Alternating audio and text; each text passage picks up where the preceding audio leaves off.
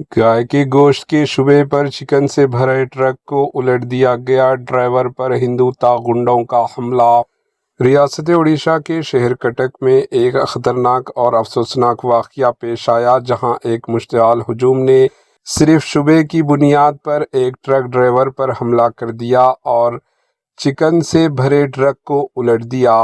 تفصیلات کے مطابق کچھ افراد نے یہ افواہ پھیلائی کہ ٹرک میں گائے کا گوشت لے جایا جا رہا ہے، جس کے بعد ہجوم نے قانون کو ہاتھ میں لیتے ہوئے ٹرک کو نشانہ بنایا اور ڈرائیور کے ساتھ بدسلوکی کی۔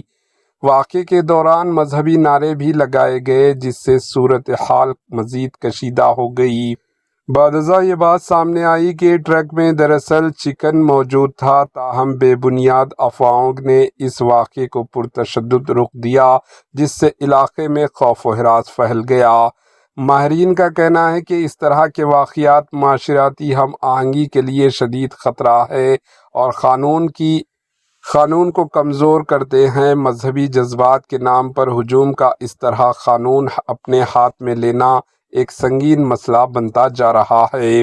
انتظامیہ نے واقعے کا نوٹس لیتے ہوئے تحقیقات شروع کر دی ہے اور ملوث افراد کے خلاف سخت کارروائی کرنے کا تیقن دیا۔